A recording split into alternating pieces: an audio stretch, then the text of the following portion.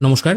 গতকাল অন্নপূর্ণা যোজনার online form fill up করতে হয় কি করে সেই রিলেটেড আমি একটি ভিডিও বানিয়েছিলাম। তবে সেই ভিডিওর কমেন্ট বক্সে বহু মানুষ বিভিন্ন রকম প্রশ্ন করেছেন। সেই প্রশ্নগুলির উত্তর আজকে আমি দেওয়ার চেষ্টা করব এবং একটি online form fill up live করেও দেখব কিভাবে আপনারা ফর্মটা বাড়িতে বসেই ফিল আপ করতে পারবেন। প্রথমেই এখানে বলে রাখি, এই ফর্মে মানে অনলাইনের ফর্মে ব্যাংক অ্যাকাউন্ট লেখার কিন্তু কোনো জায়গা নেই। এবার বলবেন কেন, অফলাইন ফর্মে তো লিখতে হচ্ছে। দেখুন, প্রথমেই বলা হয়েছিল এবার থেকে সমস্ত সরকারি প্রকল্পের সুবিধা ডিবিটির মাধ্যমে আসবে। ডিবিটি কথার অর্থ হচ্ছে ডাইরেক্ট বেনিফিট ট্রান্সফার, অর্থাৎ আপনার আধারের সঙ্গে যে ব্যাংক অ্যাকাউন্ট লিঙ্ক থাকবে সেই ব্যাংক অ্যাকাউন্টে সরাসরি টাকা চলে আসবে। তাই ব্যাংক অ্যাকাউন্ট লেখার তো প্রশ্ন নেই, কারণ আপনার আধারের সঙ্গে যে ব্যাংক অ্যাকাউন্ট লিঙ্ক থাকবে, যখন টাকা ছাড়া হবে আর কি সরকারের তরফ থেকে, সরকার কিন্তু আপনার ব্যাংক অ্যাকাউন্ট নাম্বার পুট করবে না, সরকার আপনার আধার নাম্বার পুট করবে। আধার নাম্বার পুট করলে সেই আধারের সঙ্গে যদি কোনো ব্যাংক অ্যাকাউন্ট লিঙ্ক থাকে সেই ব্যাংক অ্যাকাউন্টে সরাসরি টাকা চলে যাবে। তাই অ্যাকাউন্ট নাম্বার লেখার কিন্তু কোনো প্রশ্ন নেই। দ্বিতীয় প্রশ্ন চলে আসছে, প্রথম যখন ফর্ম ফিল আপ করবো এই সিটিজেন/ফ্যামিলি লগ ইন অপশানে ক্লিক করে আমি এখানে একটি ফর্ম ফিল আপ করবো। এবার অ্যাক্সেস সিটিজেন পোর্টাল এই অপশানে আমি ক্লিক করছি। এখানে ক্লিক করার সঙ্গে সঙ্গে এখানে সবার আগে আপনাকে জেলা সিলেক্ট করতে হবে, যে জেলায় আপনি বাস করেন। আমি আপাতত এখান থেকে একটি জেলা সিলেক্ট করে নিচ্ছি, বীরভূম। তারপর এখানে একটি ফোন নাম্বার পুট করতে হবে। এবার বলছেন এই ফোন নাম্বারটি কার দেব। দেখুন, এখানে যে ফোন নাম্বারটি দেবেন না, সেই ফোন নাম্বারটি এমন একজন ব্যক্তি দেবেন যিনি সবসময় ফোনটা হাতের কাছে থাকেন বা তিনি অ্যাক্টিভ মেম্বার। এখানে হেড অফ দ্য ফ্যামিলির ফোন নাম্বার দিতে পারেন যদি head of the family active হয়। এবার দেখা গেল হেড অফ দ্য ফ্যামিলি হচ্ছে বয়স্ক মানুষ, তার কাছে ফোন থাকলেও তিনি ফোনটা খুব একটা হয়তো ব্যবহার করেন না বা ফোন এলে অতটা ধরতে জানেন না, তাহলে দেবেন না। তাই এখানে সেই ফোন নাম্বারটি দেবেন যে ব্যক্তির কাছে ফোন সবসময় অ্যাক্টিভ থাকে। কারণ বলছি, যদি কখনো দেখা যায় আপনি অনলাইন ফর্ম ফিল আপ করেছেন এবং যখন ভেরিফিকেশন হচ্ছে তখন হয়তো আপনাকে ফোন করা হলো, ঠিক আছে, সেক্ষেত্রে এই ফোন নাম্বার দিয়েই যদি ফোন করা হয় বা স্ট্যাটাস দেখার জন্য এমন একটা ফোন নাম্বার দেওয়া হবে যেটাতে ওটিপি পাওয়া যায়, ঠিক আছে। এই কারণের জন্য বলছি, যে ফোনটা সবসময় চালু থাকে বা অ্যাক্টিভ ফোন, সেই ফোন নাম্বারটা এখানে পুট করবেন। তারপর এখানে যে ক্যাপচাটি আছে এখানে পুট করে দেবেন। আর এখানে দেখুন বলা হয়েছে আপনি একটা ফোন দিয়ে একটা ফ্যামিলিরই কিন্তু রেজিস্ট্রেশন করতে পারবেন। আর দ্বিতীয় প্রশ্ন এখানে বলা হয়েছে, যারা 3/6/2026 মানে প্রথম যেদিন অনলাইন পোর্টাল খুলেছিল সেদিন যারা রেজিস্ট্রেশন করেছিলেন তাদেরকে কিন্তু আবার নতুন করে নতুন ফরম্যাটে আবার এই পোর্টালে সবকিছু সাবমিট করতে হবে। তাই 3 তারিখে যারা অনলাইন ফর্ম ফিল আপ করেও ফেলেছিলেন তাদেরকে কিন্তু আবার করতে হবে। মোটামুটি এখানে বুঝতে পারলেন কার ফোন নাম্বার দিতে হবে। আমি আপাতত এখানে একটি ফোন নাম্বার পুট করে ক্যাপচা পুট করে রিকোয়েস্ট ওটিপি করব। এরপর ফোনে একটি 6 সংখ্যার ওটিপি চলে এসেছে, ওটিপিটি আমি এখানে পুট করে ভেরিফাই অ্যান্ড কন্টিনিউ করব। এখানে এবার মেন ড্যাশবোর্ড ওপেন হয়ে গেছে। প্রথমেই বলে দিই, এখানে আপনারা এই ফর্ম থেকে টোটাল 10 জন ফ্যামিলি মেম্বারের নাম অ্যাড করতে পারবেন। যদি দেখা যায় একটা পরিবারে হয়তো 10 জন মেম্বার আছে, সেই 10 জন মেম্বারের মধ্যে 5 জন মেম্বার এমন আছে, মানে 5 জন এমন মহিলা মেম্বার আছে যারা প্রত্যেকেই কিন্তু অন্নপূর্ণা যোজনা পাওয়ার যোগ্য। তাহলে কিন্তু তাদের জন্য বা তাদের আলাদা ফ্যামিলি করার দরকার নেই, একটা ফ্যামিলিই করবেন যেখানে 10 জন মেম্বার আছে এবং ওই 5 জন মহিলার নাম এই একটা ফর্মের মধ্যেই দিয়ে দেবেন যারা অন্নপূর্ণা যোজনায় নাম তোলার জন্য যোগ্য। তাহলে কিন্তু কোনো রকম অসুবিধা নেই। এখানে কিছু কিছু ডিটেল আছে, 1 2 3 4 5 6 6টা অপশন আছে। প্রত্যেক ফ্যামিলি মেম্বারের 6টা অপশন আপনাকে ফিল করতে হবে। এখানে প্রথমে হেড অফ দ্য ফ্যামিলি আছে, তারপর অ্যাড মেম্বার করলে এখানে মেম্বার 2 চলে আসবে, তারপর অ্যাড মেম্বার করলে মেম্বার 3 চলে আসবে। এরকম ভাবে আপনারা ফর্ম ফিল আপ করবেন প্রত্যেক মেম্বারের। প্রথমে হেড অফ দ্য ফ্যামিলির এই 6টা ডিটেল ফিল করবেন, তারপর মেম্বার 2 হিসাবে আপনি যাকে সিলেক্ট করবেন তার 6টা ডিটেল ফিল করবেন, এইভাবে ফিল করবেন। এখানে দেখুন ফর্মটা কিন্তু ইংরেজিতে লেখা আছে। এখানে নিচে ল্যাঙ্গুয়েজ বলে একটা অপশন আছে, এখানে আপনারা ইংলিশটাকে চেঞ্জ করে যদি বাংলা করে নেন তাহলে ইংরেজির সঙ্গে বাংলা লেখাও কিন্তু এখানে শো হবে, তাহলে আপনাদের বুঝতে সুবিধা হবে। এখানেও দেখুন সবকিছু কিন্তু বাংলা হয়ে গেল। এবার আমরা একটা একটা করে ডিটেল ফিল করব। আপনাদের দ্বিতীয় প্রশ্ন ছিল, সব থেকে বেশি প্রশ্ন করেছেন, ডকুমেন্টস যে আপলোড করতে হচ্ছে, কি কি আপলোড করতে হচ্ছে এবং সেগুলো জেরক্স আপলোড করবো না অরিজিনাল। দেখুন, জেরক্স আপলোড করতে হবে না অরিজিনাল আপলোড করতে হবে সেরকম কিন্তু কিছু মেনশন করা নেই। যদি আপনার কাছে অরিজিনাল থাকে অবশ্যই অরিজিনাল আপলোড করবেন, যদি আপনার কাছে জেরক্স থাকে জেরক্স আপলোড করবেন। যদি দেখা যায় গতকাল হয়তো কেউ ফর্ম আপলোড অলরেডি করে দিয়েছেন, হ্যাঁ এখানে বলে রাখি, ফর্ম আপলোড একবার হয়ে গেলে বা সাবমিট হয়ে গেলে এডিট অপশন কিন্তু নাই, আপনি কিন্তু আর এডিট করতে পারবেন না। এবার যারা ফর্ম অলরেডি ফিল আপ করে দিয়েছেন তারা হয়তো অরিজিনাল আপলোড করেননি, জেরক্স আপলোড করে দিয়েছেন। এবার অনেকে কমেন্ট দেখে কনফিউশন হয়ে যাচ্ছেন, অনেকে লিখেছেন জেরক্সের নিচে কি সেলফ অ্যাটেস্টেড করে দিতে হবে, সেটাও কিন্তু মেনশন করা নেই। আপনারা অরিজিনাল অথবা জেরক্স অথবা সেলফ অ্যাটেস্টেড জেরক্স যে কোনো আপলোড করতে পারেন, কোনো অসুবিধা নেই। আমরা এবার একটা একটা করে এখানে ডিটেল ফিল করব। প্রথমে বলা হয়েছে পরিবারের প্রধানের নাম। পরিবারের প্রধানের নাম অবশ্যই ক্যাপিটাল লেটারে ফিল করবেন। এখানে স্মল লেটার বাই ডিফল্ট চলে আসছে, আমি ক্যাপস লক অন করে ক্যাপিটাল লেটার করে নেব। আমি এখান থেকে পরিবারের হেড তার নাম রাখছি রামপাল, এটা আমি এখানে ফিল আপ করে দিলাম। তারপর এখান থেকে জন্ম তারিখ দিতে হবে পরিবারের হেডের। জন্ম তারিখটা কি অনুযায়ী দেবেন, আধার কার্ডে যেটা লেখা আছে সেই আধার অনুযায়ী কিন্তু জন্ম তারিখটা আপনাকে দিতে হবে। আমি এখান থেকে একটি জন্ম তারিখ এখান থেকে সিলেক্ট করে নিচ্ছি। এই মোটামুটি একটা আমি জন্ম তারিখ সিলেক্ট করে নিলাম। তারপর জেন্ডার এখান থেকে চুজ করছি মেল, ঠিক আছে, পরিবারের হেড মেল। যদি দেখা যায় পরিবারের হেড যিনি আছেন আর কি তিনি হয়তো মহিলা, ঠিক আছে, তাহলে এখানে মহিলা সিলেক্ট করবেন। অন্যথায় যদি পরিবারের হেড পুরুষ হয় তাহলে পুরুষ সিলেক্ট করবেন। মনে রাখবেন পরিবারের প্রধান তিনিই হবেন যিনি হচ্ছে পরিবারের সব থেকে বয়োজ্যেষ্ঠ সদস্য আপনার পরিবারের মধ্যে আর কি, ঠিক আছে। কারণ বাংলা ফর্মে লেখা আছে একটা পরিবার বলতে বোঝায় তাদের একটাই রান্নাঘর এবং ওই একই রান্নাঘর থেকে সবাই খাদ্য গ্রহণ করেন। যদি দেখা যায় বাবা এবং মা আলাদা, তাদের রান্নাঘর আলাদা, আর অন্যদিকে ছেলে, তার স্ত্রী এবং তার ছেলে, মানে সেই যিনি পরিবারের হেড আছেন তার নাতি আর কি, তারা আলাদা, তাদের রান্নাঘর আলাদা, তাহলে কিন্তু ফ্যামিলি আলাদা হয়ে যাবে। এরকম কিন্তু বলা নেই ফর্মে যে রেশন কার্ডে যেভাবে ফ্যামিলি বিভাজন করা আছে ওই অনুযায়ী করতে হবে, এটা কিন্তু বলা নেই। ফর্মে কিন্তু লেখা ছিল আপনাদের পরিবার মানে একই রান্নাঘর থেকে খাবার খান এরকম ফ্যামিলি মেম্বারদের নিয়ে একটা পরিবার তৈরি হচ্ছে। তাই যারা আলাদা থাকেন মানে হয়তো কথাবার্তা নেই, মুখ দেখাদেখি নেই, এরকম যদি ব্যাপার থেকে থাকে তাহলে পরিবার আলাদা করবেন। অন্যথায় একসাথে যদি রান্না হয় তাহলে কিন্তু একটা পরিবারের মধ্যেই রাখবেন। এখানে জেন্ডার আমি মেল রাখছি। অবশ্য মনে রাখবেন এখানে যখনই মেল করে দেওয়া হবে তখন কিন্তু অন্নপূর্ণা যোজনায় নাম নথিভুক্ত করতে চান কিনা ওই অপশনটা আসবে না, সেটা আমি পরে দেখাচ্ছি। তারপরে এখান থেকে ক্যাটাগরি চুজ করে নেবেন। এই ব্যক্তির যে ক্যাটাগরি আছে আনরিজার্ভ চুজ করছি। যদি আমি এখান থেকে এসসি বা এসটি চুজ করি সেক্ষেত্রে কিন্তু কিছু আপলোড করতে হচ্ছে না, মনে আছে নিশ্চয়ই দেখতে পাচ্ছেন। তাই অনেকে ফর্মের সাথে কাস্ট সার্টিফিকেটও জমা দিচ্ছেন। আমার মনে হয় না যে কাস্ট সার্টিফিকেট জমা দেওয়ার প্রয়োজন আছে। আমি আপাতত এসসি করি, ফর্মটা ফিল আপ করছি। তারপর বলা হচ্ছে কন্ট্যাক্ট নাম্বার আধারের সঙ্গে লিঙ্ক। যদি হেড অফ দ্য ফ্যামিলির আধারের সঙ্গে কোনো ফোন নাম্বার লিঙ্ক না থাকে তাহলে নর্মাল ফোন নাম্বারটা লিখে দেবেন, ঠিক আছে। এরকম নয় যে আপনাকে লিঙ্ক করেই করতে হবে, এটা ব্যাপার নয়। অবশ্য তিনি যদি অন্য কোনো সুযোগ সুবিধা পেতে চান আর কি সেক্ষেত্রে আধারের সঙ্গে ফোন নাম্বার লিঙ্ক রাখাটা ভালো, পরবর্তীকালে অন্য ক্ষেত্রেও হয়তো কাজে লাগবে। অন্যথায় যে কোনো ফোন নাম্বার এখানে লিখে দিতে পারেন, তবে আধারের সঙ্গে লিঙ্ক ফোন নাম্বার দিলে সব থেকে বেটার হয়। এখানে টোটাল মেম্বার হচ্ছে 3 জন, কারণ আমি এখানে 3 জনকে সিলেক্ট করে রেখেছি। আপনারা পরে বাড়াতেও পারেন, টোটাল 10 জনকে আপনারা অ্যাড করতে পারবেন। তারপর জিজ্ঞেস করা হচ্ছে পরিবারের যিনি হেড আছেন তিনি হ্যান্ডিক্যাপ কিনা। যদি হ্যান্ডিক্যাপ হয় ইয়েস করবেন। তারপর হ্যান্ডিক্যাপ সার্টিফিকেট নাম্বার আর কি সেটা এখানে বসাতে হবে। কত পার্সেন্ট হ্যান্ডিক্যাপ সেটা সার্টিফিকেটেই লেখা থাকে। এবং এই ডিসেবিলিটি সার্টিফিকেট আপলোড করতে হবে 50 থেকে 200 কেবি জেপিইজি ফরম্যাটে অথবা পিডিএফ ফরম্যাটে। এখানে আপলোড ফাইল অপশনে ক্লিক করে আপলোড করে দেবেন। অনেকের 50 থেকে 200 কেবি কি করে করতে হয় এটা বুঝতে পারছেন না, এটা ভিডিও শেষকালে আমি দেখিয়ে দেবো। এটা আপনারা কিন্তু কম্পিউটার বা মোবাইল থেকে যে কোনোভাবেই করতে পারেন। ইনি হ্যান্ডিক্যাপ নন, এটা আপাতত আমি নো করে দিচ্ছি। তারপর আধার কার্ডের নাম্বার এখানে পুট করতে হবে। আধার নাম্বার পুট করার সঙ্গে সঙ্গে এখানে ওই হেড অফ দ্য ফ্যামিলির আধার কার্ড আপলোড করতে হবে পিডিএফ ফরম্যাটে 50 থেকে 200 কেবি। এই সাইজটা আপনারা কি করে করবেন সেটা কিন্তু আমি ভিডিও শেষকালে দেখিয়ে দেবো, আমি আবারও বলে দিলাম।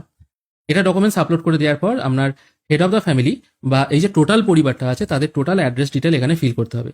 প্রথমে স্থায়ী ঠিকানা আছে, এখানে আপনার ভিলেজ এবং পোস্টের নাম দিয়ে দেবেন। জেলা বাই ডিফল্ট বীরভূম সিলেক্ট হয়েই থাকবে কারণ প্রথমেই আমি সিলেক্ট করেছি। তারপর আছে এলাকার ধরন, গ্রাম্য এলাকায় বাড়ি হলে রুরাল, অন্যথায় আরবান সিলেক্ট করবেন। আমি এটা রুরাল সিলেক্ট করছি। তারপর আমাদের যে পিনকোড আছে পিনকোডটা এখান থেকে সিলেক্ট করে নেবেন। তারপর আপনার পোস্ট অফিসের নাম যেটা আছে সেটা এখান থেকে সিলেক্ট করে নেবেন। অনেকে বলছিলেন তাদের পোস্ট অফিসের নাম এখানে শো হচ্ছে না। যদি এরকম কারোর সাথে হয়ে থাকে, এখানে তো আদার্স অপশন নেই, সেক্ষেত্রে আপনারা অফলাইন ফর্ম ফিল আপ করবেন। তারপর পুলিশ স্টেশনের নাম, এখানেও অনেকে বলছেন তাদের থানার নাম এখানে শো হচ্ছে না। তাদেরকেও বলবো যদি শো না হয় তাহলে কিছুদিন পর ফর্মটা ফিল আপ করুন, পরে হয়তো আপডেট হয়ে যাবে, অন্যথায় অফলাইনে ফর্ম ফিল আপ করুন। তারপর বলা হয়েছে ব্লকের নাম, ব্লকের নামটাও এখান থেকে আপনাকে চুজ করতে হবে। তারপর আপনার গ্রাম পঞ্চায়েতের নামটাও সেটা এই ড্রপডাউন থেকে আপনারা পেয়ে যাবেন, যেটা হবে সিলেক্ট করবেন। যদি এখানে ব্লক বা গ্রাম পঞ্চায়েতের নাম না দেখায় তাহলে অফলাইনে ফর্ম ফিল আপ করবেন অথবা একবার ব্লক অফিসে গিয়ে যোগাযোগ করবেন। এবার আমি তো বলে দিলাম অফলাইন, এবার দেখা গেল অফলাইনে যখন এন্ট্রি হবে ফর্মগুলো তারাও তো মানে ডাটা এন্ট্রি অপারেটররাও তো এইভাবেই ফর্ম এন্ট্রি করবে। সেক্ষেত্রে তারাও যদি এখানে এন্ট্রি করতে না পারে সেক্ষেত্রে প্রবলেম আছে, আপনার ফর্মটা হয়তো পাশে রেখে দেবে, পরে এন্ট্রি করবে বলে। সেই জন্য বেটার হয় একবার ব্লক অফিসে গিয়ে কথা বলে নেবেন। তারপর আপনার ভোটার কার্ড নাম্বারটা এখানে পুট করতে হবে। তারপর আপনার বিধানসভার নাম এই ড্রপডাউন থেকে পেয়ে যাবেন এবং তারপর পার্ট নাম্বার যেটা আছে সেটা এখানে বসিয়ে দেবেন। ভোটার কার্ড নাম্বার পুট করার সঙ্গে সঙ্গে এখানে একটি অপশন পেয়ে যাবেন ভোটার কার্ড আইডি বা ভোটার কার্ডটা আপলোড করতে। এখানে আপলোড ফাইল অপশনে ক্লিক করে সেটা আপলোড করে দেবেন। তারপর নেক্সট অপশনে ক্লিক করবেন। আর একটা কথা বলে দিই, এই যখন একটা একটা করে ফ্যামিলি মেম্বারের কাজ হয়ে যাবে পার পেজ অনুযায়ী তখন সেভ ড্রাফট করবেন। সেভ ড্রাফট করলে সুবিধা কি হবে, আপনি যে ডেটাটা এতক্ষণ ধরে ফিল করলেন সেটা সেভ হয়ে থাকবে। পরে যদি কখনো লগ আউট হয়ে যায় পেজ তাহলে আবার যখন লগ ইন করবেন তখন এই জিনিসগুলো আপনাকে আর নতুন করে দিতে হবে না, এগুলো অলরেডি ফিল আপ হয়েই থাকবে। চলে আসছি নেক্সট পেজে। তাহলে প্রথম পাতায় শুধুমাত্র আপনাকে ভোটার কার্ড এবং আধার কার্ড আপলোড করতে হলো, আর কেউ যদি হ্যান্ডিক্যাপ হয়ে থাকে হ্যান্ডিক্যাপ সার্টিফিকেট আপলোড করতে হবে, আর কিছু কিন্তু আপলোড করতে হচ্ছে না। আমি নেক্সট পেজে চলে আসছি। নেক্সট পেজে এই যে হেড অফ দ্য ফ্যামিলি যিনি আছেন তার ডিজিটাল রেশন কার্ড আছে কিনা জিজ্ঞেস করা হচ্ছে। এনার ডিজিটাল রেশন কার্ড আছে, এটা আমি ইয়েস করছি। কি টাইপের কার্ড সেটা এখানে জানতে চাওয়া হচ্ছে। এনার যে টাইপের কার্ড হবে সেটা সিলেক্ট করতে হবে, তারপর রেশন কার্ড নাম্বার যেটা আছে সেটা এখানে বসিয়ে নেক্সট করতে হবে। মনে রাখবেন রেশন কার্ডও কিন্তু এখানে আপলোড করতে হচ্ছে না। তারপর বলা হচ্ছে অ্যাসেট ডিটেল বা হেড অফ দ্য ফ্যামিলির সম্পদ কতটা আছে। এখানে প্রথমে বলা হচ্ছে হেড অফ দ্য ফ্যামিলির 3 বা তার অধিক পাকা ঘর আছে কিনা, যদি থাকে ইয়েস করবেন, না থাকলে নো করবেন। তারপর জিজ্ঞাসা করা হচ্ছে আপনার পরিবারের কোনো ল্যান্ড আছে কিনা। ল্যান্ড মানে হচ্ছে জমি, ঠিক আছে, টোটাল মানে কৃষি অকৃষি সব মিলে টোটাল জমি কতটা আছে সেটা জানতে চাওয়া হচ্ছে। যদি থাকে ইয়েস করবেন। কেউ হয়তো বলবেন আমরা ভাড়া ঘরে থাকি, আমরা তো নিজেদের ঘরে থাকি না, আমরা পরিবারও আলাদা, সেক্ষেত্রে নো করবেন। যদি থাকে এখানে জমির পরিমাণটা বসাতে হবে। এখানে দেখুন বলা হয়েছে ROR মানে জমির রেকর্ড অনুযায়ী, এখানে কিন্তু বলেনি শুধুমাত্র বাস্তু বা কৃষি জমি, টোটাল কতটা জমি আছে সেই জমির পরিমাণটা এখানে বসাতে হবে। অবশ্য পর্চা আপলোড করার কিন্তু দরকার নেই। তারপর জিজ্ঞাসা করা হচ্ছে পরিবারের কারুর কোনো 4 চাকার গাড়ি আছে কিনা। বাই ডিফল্ট এটা নো থাকবে, যদি থাকে ইয়েস করবেন এবং কতগুলি গাড়ি আছে সেটা এখানে দিতে হবে। যদি দুটো গাড়ি থাকে দুটো এখানে সিলেক্ট করলেন, তারপর গাড়ির নাম্বারগুলো এখানে বসাতে হবে। যে গাড়ির নাম্বার হবে সেটা গাড়ির নাম্বার প্লেট দেখে এখানে বসিয়ে দেবেন, আর যদি না থাকে তাহলে নো করে দেবেন। অবশ্যই এখানে ব্লু বুকও আপলোড করতে হচ্ছে না। তারপর জিজ্ঞাসা করা হচ্ছে স্বাস্থ্য বীমা আছে কিনা। বাই ডিফল্ট নো থাকবে। যদি ইয়েস করেন তাহলে কি ধরনের বীমা জিজ্ঞাসা করা হচ্ছে। নর্মালি গভর্নমেন্ট স্বাস্থ্য বীমা হচ্ছে একটাই, স্বাস্থ্যসাথী। এখান থেকে আমি স্বাস্থ্যসাথী সিলেক্ট করলাম, যেহেতু এই ব্যক্তির আছে আর কি, বা যদি কারুর স্বাস্থ্যসাথী থাকে স্বাস্থ্যসাথী সিলেক্ট করলেন এবং স্বাস্থ্যসাথী কার্ডের নাম্বারটা এখানে লিখে দিতে হবে, URN নাম্বার যেটাকে বলে আর কি। স্বাস্থ্যসাথী কার্ড কিন্তু আপলোড করার দরকার নেই। আশা করি বোঝাতে পারলাম। যদি দেখা যায় তাদের কোনো প্রাইভেট বীমা আছে, SBI বা স্টার হেলথ, সেক্ষেত্রে শুধুমাত্র প্রাইভেট সিলেক্ট করলেই হবে। বাংলা ফর্মে বা অন্য ফর্মে মানে হাতে লেখা ফর্মে যেমন লিখতে হচ্ছে কত টাকার বীমা আছে, এখানে কিন্তু অত কিছু লিখতে হচ্ছে না। ব্যাস মোটামুটি এটা ফিল আপ হয়ে গেল। তারপর নেক্সট করছি, এ পাতাতেও কিছু কিন্তু আপলোড করতে হচ্ছে না। তারপর জিজ্ঞেস করা হচ্ছে আয় কত। হেড অফ দ্য ফ্যামিলি যিনি আছেন তিনি আয়কর দেন কিনা জিজ্ঞেস করা হচ্ছে। যদি তিনি আয়কর দেন ইয়েস করবেন, মানে তার ইনকাম যদি যে নিয়ম আছে আর কি, লিমিটেশন আছে, যদি তিনি প্রচুর ইনকাম করেন তাকে হয়তো আয়কর দিতে হচ্ছে, সেক্ষেত্রে ইয়েস করবেন, অন্যথায় নো করবেন। বলে রাখি এখানে যদি কোনো ব্যক্তি শুধুমাত্র ITR ফাইল করেন, তার ইনকাম হয়তো 4 লাখ 5 লাখ, মানে এতটাও বেশি ইনকাম নয় যে সরকারকে তাকে ট্যাক্স দিতে হয়, তিনি হয়তো শুধুমাত্র ITR ফাইল করেন, সেক্ষেত্রে তিনি কিন্তু নো করবেন, ঠিক আছে। যদি তার এমনই বেশি ইনকাম হয় যে তাকে সরকারকে ট্যাক্স দিতে হয়, সেক্ষেত্রে ইয়েস করবেন। অন্যথায় কোনো মহিলাও ধরুন হয়তো ITR ফাইল করে রেখেছে, তিনি ভাবছেন আমি তো ITR ফাইল করি, আমি হয়তো অন্নপূর্ণা যোজনা পাবো না, এটা কিন্তু ব্যাপার না। যদি আপনার ইনকাম অনেক হয়, আপনাকে ITR দিতে হয় বা আপনাকে ইনকাম ট্যাক্স দিতে হয়, তখন কিন্তু এটা ইয়েস করতে হবে, অন্যথায় নো হবে। তারপর জিজ্ঞেস করা হচ্ছে আপনার প্যান কার্ড আছে কিনা। যদি থাকে ইয়েস করে প্যান নাম্বারটা এখানে বসাতে হবে, কিন্তু প্যান কার্ড আপলোড করার দরকার নেই। তারপর জিজ্ঞেস করা হচ্ছে মোট বার্ষিক পারিবারিক আয়, মানে টোটাল ইনকাম কত এক বছরে, এটা এখানে বসাতে হবে। পরবর্তী প্রশ্ন আসছে যে হেড অফ দ্য ফ্যামিলি যিনি আছেন তিনি কি টাইপের কাজ করেন। দেখুন একজন ব্যক্তি বিভিন্ন রকম কাজ করতে পারে, ঠিক আছে। তিনি সকালে বা সারাদিনে হয়তো তিনি গভর্নমেন্ট কোনো সেক্টরে কাজ করেন, সন্ধ্যের দিকে বসে হয়তো তিনি পার্ট টাইম কোনো জব করেন, সেক্ষেত্রে আপনারা দুটোও সিলেক্ট করতে পারেন। বা তিনি হয়তো স্যালারি বা প্রাইভেট অফিসে কোনো কাজ করেন, তার হয়তো একটা দোকান আছে, তিনি পার্ট টাইম জব করেন, মানে এখানে যতগুলো আছে মোটামুটি তার মধ্যে থেকে সিলেক্ট করতে পারবেন। যদি কোনো কারো ছোট দোকানদার থাকে তাহলে নর্মালি সেকেন্ড অপশনটা চুজ করতে হবে, এরকম ব্যাপার। যদি কিছু বুঝতে না পারেন তাহলে আদার্স করে দেবেন, আর অন্যথায় যদি বেকার হন তাহলে আনএমপ্লয়েড করবেন। তারপর জিজ্ঞেস করা হচ্ছে সর্বাধিক শিক্ষাগত যোগ্যতা কত, এটা কিন্তু এই ড্রপ ডাউন থেকে সিলেক্ট করতে হবে। আপনি মানে হেড অফ দ্য ফ্যামিলি আর কি, এখন যেহেতু হেড অফ দ্য ফ্যামিলিরই সবকিছু ফিল আপ হচ্ছে, সেক্ষেত্রে ওই মেম্বার সর্বোচ্চ কতদূর পড়াশোনা করেছে সেটা জিজ্ঞেস করা হচ্ছে, যেটা হবে সেটা এখান থেকে সিলেক্ট করবেন। পরবর্তী প্রশ্ন, আপনি কি কোনো সাংবিধানিক পদ, মন্ত্রী, সাংসদ, বিধায়ক, শহর স্থানীয় সংস্থা, পঞ্চায়েত স্থানীয় সংস্থার প্রাক্তন বা বর্তমান পদাধিকারী কিনা, মানে আপনি পার্টির সাথে কোনোভাবে যুক্ত কিনা। যদি হ্যাঁ হয় ইয়েস করবেন, অন্যথায় নো করবেন। আপনি সরকারি পেনশন পান কিনা, যদি হ্যাঁ হয় ইয়েস করবেন, অন্যথায় নো করবেন। কোনো পেনশনের সার্টিফিকেট আপলোড করতে হচ্ছে না। তারপর জিজ্ঞেস করা হচ্ছে head of the family GST আছে কিনা, যদি থাকে ইয়েস করবেন, অন্যথায় নো করে নেক্সট করবেন। তারপর জিজ্ঞেস করা হচ্ছে হেড অফ দ্য ফ্যামিলি যিনি আছেন তিনি ভারতের বাসিন্দা কিনা, ঠিক আছে। যদি ভারতের বাসিন্দা হন তাহলে এটা নট অ্যাপ্লিকেবলই থাকবে। যদি তিনি অন্য দেশের বাসিন্দা হন, এদেশে এসে CAA এর জন্য আবেদন করেছেন, তাহলে অ্যাপ্লাইড করবেন। যদি অন্য দেশ থেকে এসে এদেশের নাগরিকত্ব পেয়ে যান তাহলে ইস্যুড করবেন। ম্যাক্সিমাম যারা আমার ভিডিও দেখছেন সবাই হয়তো এদেশেরই বাসিন্দা, সেই জন্য এটা নট অ্যাপ্লিকেবলই থাকবে। তারপর বলা হয়েছে 2026 SIR এ নাম যদি বাদ হয়ে থাকে তাহলে মামলাটি কি বিচারাধীন, প্রশ্ন করা হচ্ছে আপনি কি ট্রাইব্যুনালে অ্যাপিল করেছেন। যদি আপনার নাম না বাদ গিয়ে থাকে তাহলে নট অ্যাপ্লিকেবল হবে। যদি আপনি হয়তো ট্রাইব্যুনালে অ্যাপিল করেছেন এবং মামলাটি বিচারাধীন, তাহলে ইয়েস করবেন। যদি দেখা যায় আপনার মামলা আর বিচারাধীন নেই, আপনাকে রায় দিয়ে দেওয়া হয়েছে, তাহলে নো করবেন, ঠিক আছে। এখান থেকে যেটা সঠিক সেটা সিলেক্ট করে নেক্সট করবেন। এরপর চলে আসছি একদম শেষ অপশন, সরকারি প্রকল্প বা গভর্নমেন্ট স্কিম। এখানে জিজ্ঞেস করা হচ্ছে সরকারি প্রকল্পের সুবিধা পাচ্ছেন DBTর মাধ্যমে। দেখুন বলা হয়েছে কিন্তু DBTর মাধ্যমে, যদি ডিবিটির মাধ্যমে কোনো সরকারি প্রকল্পের সুবিধা পান তবেই কিন্তু এখানে আপনাকে ইয়েস করতে হবে। যদি আপনি কোনো সরকারি প্রকল্পের সুবিধা ডিবিটির মাধ্যমে না পান তাহলে কিন্তু নো করবেন। অবশ্য যদি এখানে ইয়েস করেন এখানে কিন্তু অনেকগুলো অপশন আছে। দেখুন বলা হয়েছে এখানে, দেখুন এখানে দেখাচ্ছি, যেমন কন্যাশ্রী প্রকল্প, তারপর জয় জোহার, ঐক্যশ্রী, এরকম বিভিন্ন অপশন আছে। লক্ষ্মীর ভাণ্ডার, মনে রাখবেন লক্ষ্মীর ভাণ্ডার, তারপর জয় জোহার, ঐক্যশ্রী, কন্যাশ্রী, এই জিনিসগুলো কিন্তু ডিবিটির মাধ্যমে দেয় না, ট্রেজারি থেকে দেয়। তাই এগুলো কিন্তু হবে না, একমাত্র পিএম কিষাণই ডিবিটির মাধ্যমে দেওয়া হয়। ঠিক আছে, যদি সেটা পান সেটা এখানে লিখবেন। তারপর জিজ্ঞেস করছে অপটেট আউট করতে চান কিনা, মানে ধরুন আপনি এখানে কোনো একটা সুযোগ সুবিধা পাচ্ছেন, দেখা গেল এইটাই আপনি হয়তো পাচ্ছেন, যাই হোক আমি একটা সিলেক্ট করলাম। এবার মনে হলো এখানে হেড অফ দ্য ফ্যামিলি যিনি আছেন তিনি এইটার আর সুবিধা নিতে চান না, তাহলে এখানে ইয়েস করতে হবে। তাহলে কি হবে, এই যে সুবিধাটা আপনি পেতেন সেটা বন্ধ হয়ে যাবে। আর যদি এটা নো করেন তাহলে কিন্তু এটা চলতে থাকবে। এটা কিন্তু একটু দেখে শুনে করবেন। যদি দেখা যায় এই হেড অফ দ্য ফ্যামিলি বা পরিবারের অন্য কোনো মেম্বার হয়তো অনেকগুলো সরকারি প্রকল্পের সুবিধা পাচ্ছেন ডেবিটের মাধ্যমে, সেক্ষেত্রে অ্যাড আনাদার স্কিম করবেন, এই সেকেন্ড স্ক্রিনের নাম দেবেন, সেটা তিনি বন্ধ করতে চাইছেন না চালু রাখতে চাইছেন এখান থেকে সিলেক্ট করবেন। যদি চালু রাখতে চান নো করবেন, যদি বন্ধ করতে চান ইয়েস করবেন। এখানে সব ডিটেল ফিল হয়ে গেল। সবকিছু যখন করবেন না একবার করে সেভ ড্রাফট করে নেবেন, তাহলে কিন্তু জিনিসগুলো সেভ হয়ে থাকবে। তারপর এখানে সবকিছু ফিল হয়ে গেল, মানে হেড অফ দ্য ফ্যামিলি সবকিছু ডিটেল ফিল হয়ে গেল। এখানে দেখুন একদম শেষ অপশন চলে এসেছে, এখানে হেড অফ দ্য ফ্যামিলি সবকিছু কাজ কমপ্লিট। এরপর আমি নতুন একজন মেম্বারকে অ্যাড করব। আমি অ্যাড মেম্বার করছি। এখানে প্রথমে জানতে চাওয়া হচ্ছে নতুন যে মেম্বার অ্যাড হচ্ছে তিনি প্রাপ্তবয়স্ক নাকি শিশু। যদি তিনি প্রাপ্তবয়স্ক হন মানে 18+ হয়ে থাকেন তাহলে অ্যাডাল্ট করবেন, অন্যথায় শিশু করবেন। দেখুন নর্মালি 3 টাইপের মেম্বার হয়, একটা হচ্ছে পুরুষ, একটা হচ্ছে মহিলা যিনি অন্নপূর্ণা যোজনা পাবেন, বা বয়স যদি 60-এর অধিক হয়ে থাকে তাহলে তিনি পাবেন না, আর একটা হচ্ছে শিশু। তাই একটা ফর্মের মধ্যে এই 3 টাইপের মেম্বারের নাম কি করে আপনারা অ্যাড করবেন সেটাই আমি দেখাবো। এবার আমি একজন মহিলাকে সিলেক্ট করে নিচ্ছি যিনি হয়তো অন্নপূর্ণা যোজনার সুবিধা পাবেন, তার বয়স 25 থেকে 60-এর মধ্যে। প্রথমে আধার অনুযায়ী তার কি নাম আছে সেটা এখানে দিতে হবে। পরিবারের প্রধানের সাথে তার কি সম্পর্ক সেটা সিলেক্ট করতে হবে। আমি এখানে স্ত্রী সিলেক্ট করলাম, আমি তার এখান থেকে নাম দিয়ে দিচ্ছি সীতাপাল, রামপাল তার স্ত্রী সীতাপাল, এটা আমি দিয়ে দিলাম। তারপর তার ডেট অফ বার্থ এখান থেকে চুজ করবেন, লিঙ্গ এখান থেকে আমি ফিমেল চুজ করছি। তারপর তার ক্যাটাগরি কি আছে এখান থেকে চুজ করতে হবে।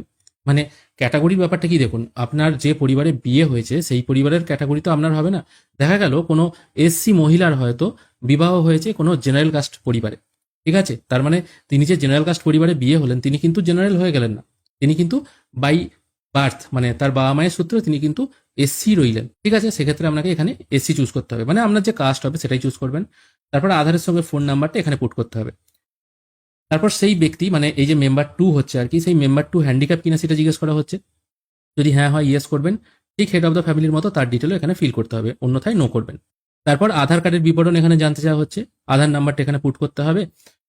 আধার নাম্বার পুট করার পর আধার কার্ড আপলোড করতে হবে। একই রকমভাবে ভোটার কার্ড নাম্বার এখানে পুট করবেন। তারপর বিধানসভার নাম এখান থেকে চুজ করবেন, তারপর পার্ট নাম্বার এখানে বসিয়ে দিয়ে নেক্সট করবেন। আধার কার্ড এবং ভোটার কার্ড দুটো জিনিসই কিন্তু আপলোড করতে হবে পিডিএফ অথবা জেপিইজি ফরম্যাটে 200 কেবির মধ্যে। অবশ্যই এখানে হেড অফ দ্য ফ্যামিলি যেমন ঠিকানা পুট করতে হয়েছিল এটা কিন্তু এখানে আলাদা করে পুট করতে হবে না, ঠিকানা শুধুমাত্র হেড অফ দ্য ফ্যামিলিরই দিতে হবে। অবশ্য অনলাইন ফর্মে কিন্তু একটা সমস্যা আছে, এই সমস্যাটা হচ্ছে এটাই, যদি কোনো মেম্বারের বয়স 18 বছরের বেশি হয় এবং তার যদি ভোটার কার্ড না হয়ে গিয়ে থাকে, আপনারা এই ভোটার কার্ড নাম্বার যেখানে স্টার মার্ক দেওয়া থাকে সেখান থেকে আপনি নেক্সট করতেই পারবেন না। মানে 18 বছরের মেম্বার হলে প্রত্যেকেরই ভোটার কার্ড থাকতেই হবে, এটা কিন্তু বলা হচ্ছে। দেখুন এখানে বলা হচ্ছে ভোটার কার্ড নাম্বার 18 বছর যদি বা তার বেশি হয় অবশ্যই কিন্তু আপলোড করতে হবে বা ভোটার নাম্বার দিতেই হবে। তাই আপনার পরিবারে এমন কোনো ব্যক্তি যদি থেকে থাকে যার 18 বছর বয়স হয়ে গেছে কিন্তু ভোটার কার্ড নেই, তাহলে কিন্তু তার নাম এখানে অ্যাড করা যাবে না, কারণ ভোটার কার্ড ছাড়া আপনি প্রসেস করতেই পারবেন না। মেম্বার 2 যিনি আছেন তার স্বাস্থ্য বীমা আছে কিনা, যদি থাকে ইয়েস করবেন। তারপর কি টাইপের বীমা সেটা সিলেক্ট করতে হবে। প্রথম ফ্যামিলি মেম্বারের ক্ষেত্রে আমি সিলেক্ট করেছিলাম স্বাস্থ্য সাথী, সেই জন্য এটাই সিলেক্ট করতে হবে। এখানে একটা প্রশ্ন থাকতে পারে, দেখা গেল পরিবারের প্রধান যিনি আছেন তার নামে হয়তো স্বাস্থ্যসাথী আছে, পরিবারের সেকেন্ড মেম্বার যিনি আছেন সেই স্বাস্থ্যসাথী কার্ডে তার নাম হয়তো নেই, সেক্ষেত্রে কিন্তু এটা নো করে দেবেন। যদি ওই একই স্বাস্থ্যসাথী কার্ডে তার নাম থাকে তবেই ইউজ করবেন, অন্যথায় নো করবেন। অথবা তার যদি অন্য কোনো কার্ড থেকে থাকে আর কি সেটাও তিনি করতে পারেন, অন্যথায় নো করবেন। আমি নেক্সট করছি। নেক্সট করার সঙ্গে সঙ্গে জিজ্ঞেস করা হচ্ছে এই ব্যক্তি মানে মেম্বার 2 তিনি আয়কর বা পেশাদার কর দেন কিনা, যদি দেন ইয়েস করবেন, অন্যথায় নো করবেন। প্যান কার্ড আছে কিনা জিজ্ঞেস করা হচ্ছে, এটাও হ্যাঁ অথবা না উত্তর দেবেন, কিছু আপলোড করতে হচ্ছে না। তিনি কি কাজ করেন জিজ্ঞাসা করা হচ্ছে, এখান থেকে আপনার যেটা পছন্দ সেটা সিলেক্ট করে নেবেন। হায়েস্ট কোয়ালিফিকেশন কি আছে সেটা সিলেক্ট করবেন। তারপর ওই হেড অফ দ্য ফ্যামিলির মতো একই, তিনি কোনো পার্টিগত কাজে যুক্ত আছেন কিনা, এগুলো হ্যাঁ অথবা নয় উত্তর দেবেন। সরকারি পেনশন পান কিনা ওই মহিলা সেটা জিজ্ঞেস করা হচ্ছে, যদি হ্যাঁ করেন তাহলে তো উনি টাকা পাবেন না অন্নপূর্ণা যোজনার, অন্যথায় নো করবেন। এটা সঠিক কথাই লিখবেন সবসময়। তারপর ওই মহিলার জিএসটি আছে কিনা সেটা জিজ্ঞেস করা হচ্ছে, এটাও আমি নো করছি যেহেতু এই মহিলার নেই। তারপর সরাসরি নেক্সট করছি। অবশ্য বলে রাখি এখানে পেশাদার কর দেন কিনা বা নেচার অফ এমপ্লয়মেন্ট কি টাইপের কাজ করেন এর পাশে দেখুন স্টার মার্ক দেওয়া নেই। যেমন প্যান কার্ডের পাশে স্টার মার্ক দেওয়া আছে, এগুলোতে কিন্তু স্টার মার্ক দেওয়া নেই। তাই এগুলো আপনি যদি স্কিপ করেও যান, মানে ফিল আপ যদি নাও করেন, অসুবিধা নেই। তারপর একই রকম ভাবে সিএএ তে আবেদনের স্থিতি জানতে চাওয়া হচ্ছে, মানে উনি সিএএ তে আবেদন করেছিলেন কিনা। যদি হ্যাঁ হয় ইয়েস করবেন, অন্যথায় নো করবেন। যেটা আমি হেড অফ দ্য ফ্যামিলির ক্ষেত্রে একই বললাম, এর ক্ষেত্রেও একই প্রযোজ্য হবে। আমি এক্ষেত্রেও কিন্তু সবকিছু এটা নো করছি। তারপর দেখা গেল যে মহিলা হয়তো অ্যাপ্লাই করবে আর কি অন্নপূর্ণা যোজনায়, তার নাম হয়তো এসআইআর এ আন্ডার অ্যাডজুডিকেশন থেকে বাদ চলে গেছে এবং তিনি ট্রাইব্যুনালে অ্যাপিল করেছেন, কিন্তু বলা হয়েছিল অ্যাপিল যারা করবে তারাও কিন্তু টাকা পাবে। দেখা গেল এই মহিলা হয়তো অ্যাপিল করেছেন, অ্যাপিলের ফলাফল হয়তো আসেনি, তাহলে এটাকে ইয়েস করবেন। তারপর আমি নেক্সট করছি। তারপর চলে আসছে একদম শেষ অপশন, আপনি কি অন্নপূর্ণা যোজনায় আবেদন করতে চাইছেন। এখান থেকে আপনাকে সিলেক্ট করতে হবে হ্যাঁ আমি আবেদন করতে চাইছি। যদি বয়স আপনার 25 থেকে 60 হয় এবং তিনি যদি ফিমেল হন তবেই কিন্তু এই অপশনটা আসবে। কোনো মেল ক্যান্ডিডেটের ক্ষেত্রে এই অপশনটা কিন্তু আসবে না। এখানে উনি যদি আবেদন করতে চান হ্যাঁ করবেন, অন্যথায় নো করবেন। এখানে খেয়াল করে দেখুন আমি কিন্তু লিখেছি ওনার মামলা বিচারাধীন আছে, তা সত্ত্বেও কিন্তু ওনার নাম এসছে এখানে। এখানেও সেকেন্ড মেম্বারে সবকিছু ডিটেল ফিল হয়ে গেল। আমি সেভ ড্রাফট করছি। এবারে বলে রাখি এই পরিবারে যদি আরো কোনো মহিলা থাকে যার বয়স হয়তো 25 থেকে 60, তিনিও হয়তো আবেদন করার যোগ্য, তাহলে অ্যাড মেম্বার অপশনে ক্লিক করে তার ডিটেলও এখানে ফিল করতে পারবেন একই রকম ভাবে। তাই একই জিনিস বারবার বলে আপনাদের আমি আর বিরক্ত করছি না। তারপর চলে আসছি এমন একজন মেম্বারের যার বয়স এখনো 18 হয়নি, তিনি হচ্ছে শিশু। মানে 18 না হলেই কিন্তু তাকে শিশু ধরা যেতে পারে। কারণ আমি এখানে দেখুন অ্যাডাল্ট এজ ইন ইন্ডিয়া এটা লিখে সার্চ করেছি, এখানে দেখুন বলা হয়েছে 18 বছর বা তার বেশি হলে তবেই কিন্তু তাকে অ্যাডাল্ট বলা যেতে পারে, যেটা ইন্ডিয়ান মেজরিটি অ্যাক্ট 1875-এ বলা হয়েছিল। 18 বছর বা তার বেশি হলে তাকেই কিন্তু অ্যাডাল্ট বলা যেতে পারে, সেটাই হচ্ছে অ্যাকচুয়ালি ম্যাচুরিটির বয়স। অন্যথায় যদি 17 বছর বয়স হয় তাকেও কিন্তু শিশুই ধরতে হবে। এখানে এবার তথ্যগুলো দিতে হবে। প্রথমে আধার অনুযায়ী নাম সেই শিশুর, পরিবারের প্রধানের সাথে তার কি সম্পর্ক সেটা দিতে হবে, date of birth, gender, category কি আছে সেটা সিলেক্ট করতে হবে।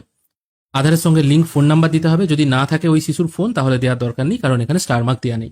হ্যান্ডিক্যাপ স্ট্যাটাস সেটাও না দিলে হবে, কারণ এখানে স্টার মার্ক দেওয়া নেই। তারপর দিতে হবে আধারের বিবরণ, যদি আধার কার্ড থাকে ওই শিশুর তাহলে দিতে হবে, যদি না থাকে নেক্সট করে দেবেন। তবে হ্যাঁ এখানে একটা কথা বলে দিই, কোনো শিশুর বয়স যদি 5 বছরের বেশি হয়ে যায় তাকে কিন্তু আধার কার্ড তৈরি করতেই হবে এবং আধার নাম্বার এখানে পুট করতে হবে। এই আধার কার্ডের পাশে স্টার মার্কটা ততক্ষণ অবধি আপনারা আসবে না যতক্ষণ আপনার শিশুর বয়স 5 বছরের নিচে। যেই 5 বছর একদিন হয়ে যাবে এখানে কিন্তু আধারের পাশে স্টার মার্ক দিতে হবে, তখন আধার নাম্বার পুট করে সেটা আপলোড করতে হবে। তারপর জিজ্ঞেস করা হচ্ছে ওই শিশুর স্বাস্থ্য বীমা আছে কিনা, যদি থাকে ইয়েস করবেন, অন্যথায় নো করবেন। আবার আমি নেক্সট করছি।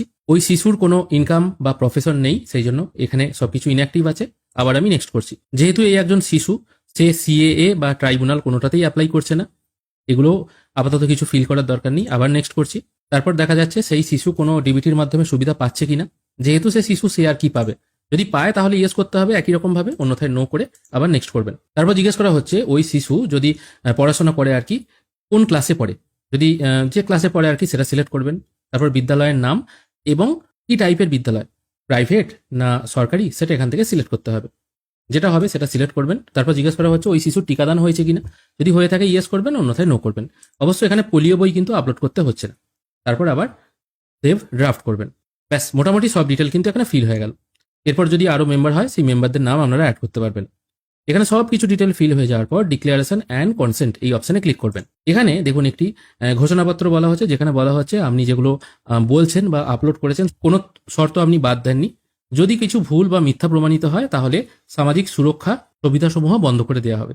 ঠিক আছে, এখানে আপনাকে এই অপশনটায় টিকমার্ক দিয়ে সাবমিট অ্যাপ্লিকেশন এই অপশনে ক্লিক করতে হবে। তাহলেই আপনার ফর্ম সাবমিট হয়ে যাবে, একটি অ্যাপ্লিকেশন নাম্বার জেনারেট হবে। ব্যাস এইটুকুই। এটাই আপনাকে প্রিন্ট আউট করে রাখতে হবে বা মোবাইলে ছবি তুলে রাখতে হবে। কোনো রকম ফর্ম মানে আপনি যেটা ফিল আপ করলেন সেই ফর্ম কিন্তু কিছু বেরোবে না। স্ট্যাটাস কি করে দেখবো, স্ট্যাটাসও কিন্তু এখান থেকে দেখার কোনো অপশন নেই। একবার ফর্ম সাবমিট হয়ে গেলে সেটা কিন্তু আপনি আর এডিটও করতে পারবেন না। এবার হ্যাঁ বলতে পারেন অন্য ফোন নাম্বার দিয়ে লগ ইন করে যদি আবার ফর্মটা ফিল আপ করি, যদি কিছু ভুল হয়ে গিয়ে থাকে, দেখুন সেটা কি হবে সেটা আমিও বলতে পারছি না, কারণ আমি সরকারি অফিসার নই, আমি ভেরিফিকেশনও করবো না। তাই কি হবে সেটা আমি বলতে পারছি না। তাই আমার মনে হয় ফর্ম ফিল আপ যখন করবেন দেখে শুনে ভালোভাবে ফিল আপ করবেন। এটা তো কোনো পরীক্ষা হচ্ছে না যে এই টাইমের মধ্যে আপনাকে ফর্ম ফিল আপ করতে হবে, ভুল হয়ে গেলে কিছু করার নেই। যেহেতু হাতে এনাফ সময় আছে, আপনি যতটুকু জানেন ততটুকু ফিল আপ করে সেভ ড্রাফট করে রাখুন, পরে আবার লগ আউট করে দিন। আবার যখন কিছু মনে পড়বে আবার লগ ইন করে তারপর থেকে কাজ করুন, বা যেটা সেভ ড্রাফট করে রেখেছেন সেটাও তো আপনি চেঞ্জ করতে পারবেন, এটা তো কোনো অসুবিধা নেই। এটাই হচ্ছে ব্যাপার। আর অনলাইনে ফর্ম একবার ফিল আপ হয়ে গেলে কোথাও কিন্তু জমা দিতে হবে না। আপনার ফর্মের যে অ্যাপ্লিকেশন নাম্বারটা জেনারেট হলো ওটা আপনার কাছে রয়ে যাবে, ওটাই আপনি পরে যদি স্ট্যাটাস দেখার অপশন দেয় চেক করে দেখতে পারবেন। ব্যাস এইটুকুই। অনলাইনে করলে এটাই সুবিধা, কোনো রকম ফর্ম কিন্তু আপনাকে তুলতে হচ্ছে না। এবারে একটা ডকুমেন্টসকে আপনারা কি করে একই পেজের মধ্যে স্ক্যান করবেন সেটা দেখিয়ে দেবো। এটা মোবাইল থেকেই করতে পারবেন, যে স্ক্যানারই সবসময় প্রয়োজন, প্রিন্টার বা স্ক্যানার এটার কিন্তু প্রয়োজন নেই। সেই জন্য আমি এখানে একটি অ্যাপ ডাউনলোড করে নিয়েছি, ID/বিজনেস কার্ড, এরকম লিখে সার্চ করলে এই টাইপের আইকন যুক্ত একটি অ্যাপ পেয়ে যাবেন। এটা আমি আপাতত ওপেন করছি। ওপেন করার সঙ্গে সঙ্গে এই টাইপের একটি ইন্টারফেস দেখতে পাবেন। মনে রাখবেন ভোটার কার্ড বা আধার কার্ড যেগুলো ছোট হয়, ভোটার কার্ড তো বটেই, ভোটার কার্ডের কিন্তু 2 পিটি আপনাকে আপলোড করতে হবে, মানে 2 দিকেই আপলোড করতে হবে। এবার সেক্ষেত্রে ক্যামেরায় আলাদা আলাদা করে ছবি তোলে সেটাকে ওয়েবসাইটে গিয়ে সেট করা, সেটা তো একটা অসুবিধার ব্যাপার। এখানে আপনাকে একটা অ্যাপের মধ্যেই সব কিছু আপনি করতে পারবেন। এখানে দেখুন একটা পেজ দেওয়া আছে, ওপরের দিকে অ্যাড ইমেজ এবং নিচের দিকে অ্যাড ইমেজ একটা অপশন আছে। আমি আপাতত ওপরের অ্যাড ইমেজ অপশনটায় ক্লিক করছি, তারপর কুইক স্ক্যান এই অপশনে ক্লিক করছি। এখানে ক্যামেরা ওপেন হয়ে গেল। ধরা গেল যে এই যে আমি জিনিসটা দেখতে পাচ্ছেন এটা হচ্ছে ভোটার কার্ড, এবং ভোটার কার্ডের এটা সামনের দিক, ঠিক আছে। আমি এইটার ওপর ক্যামেরাটা রেখে অটোমেটিক কিন্তু এটা সেট হয়ে যাবে। আমি এটা ক্যাপচার করলাম। এবার যতটুকু অংশ দরকার অটোমেটিক ক্যাপচার হয়ে গেল। তারপর এটা নেক্সট করবেন। নেক্সট করার পর এবার এই অ্যাড ইমেজ বলে একটা নিচে অপশন আছে, সেকেন্ড অপশনটা এটাই ক্লিক করে আবার আমি কুইক স্ক্যান করব।